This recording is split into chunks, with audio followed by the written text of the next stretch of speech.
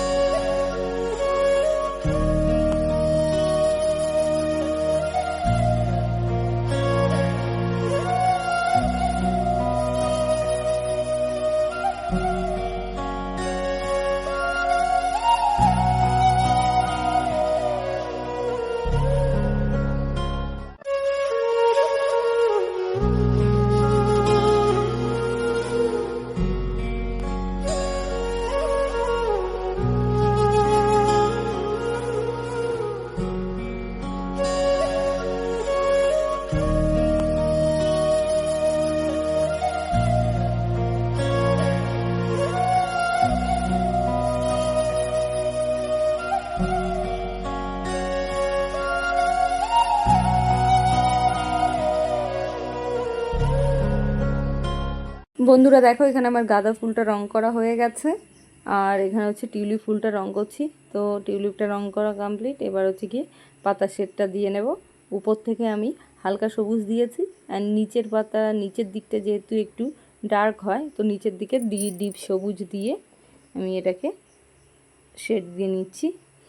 তো দেখো কেমন লাগছে, তোমরা অবশ্যই কমেন্ট করে জানাবে। অ্যান্ড পাশে থাকবে, আর অবশ্যই লাইক কমেন্ট সাবস্ক্রাইব করো, কেন তোমাদের একটা লাইক বা তোমাদের সাবস্ক্রাইবই হচ্ছে সব থেকে বড়।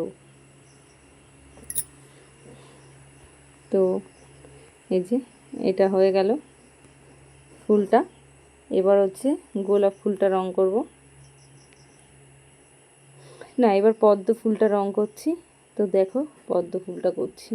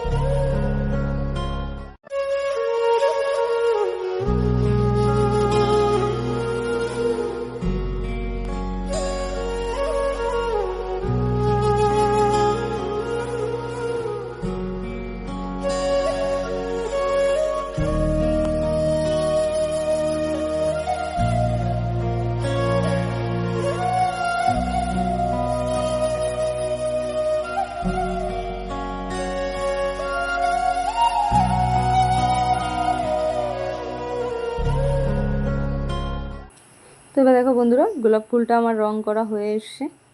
এবার ডান্টি এগুলো রং করে নিচ্ছি। আর ওদিকেও প্রায় ওগুলো প্রায় রং হয়ে গেছে। আরও যেইগুলো ফুল ছিল, এখানে পদ্ম ফুলটা রং হয়ে গেলে দেখলেই তোমরা। এবার গোলাপ ফুলটা কালার হয়ে গেছে, এবার একটু শেড দিয়ে দেবো যাতে আর একটু সুন্দর লাগে দেখতে। তো এরকমভাবে সব জিনিসে শেড দিলে যা দেখবে আঁকা শেখে তারা এই ব্যাপারটা জানে, একটা শেড দিলে একটা অন্যরকম। দেখো ফুলটা আগে কিরকম ম্যাড় লাগছিল, আর এখন দেখো শেডটা দেওয়ার পরে দেখো কত সুন্দর একটা বেশ শেপ চলে আসলো। তো তারপর দেখো নীলকণ্ঠ ফুলটা আমি কালার করে নিচ্ছি। তো নীলকণ্ঠ তো বেসিক্যালি নীল কালারই হয়। তো এরকমভাবে দিয়ে দেবো শেড করে। আর ভিতরটা তো তোমরা দেখেছোই হালকা কেমন একটা কালার হয়, হলদেও না, বেশ সবুজ। তো আমি সেরকমই চেষ্টা করছি। কেমন হয়েছে তোমরা কমেন্টে জানাবে। তো দেখো আমি ভিতর থেকে এই হালকা কালারটা দিয়ে দিলাম। এবারে পাতাগুলো করে নেব। দেখো বন্ধুরা,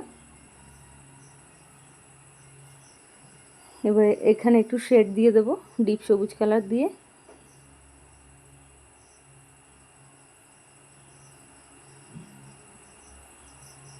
দেখো এই যে দিয়ে দিলাম।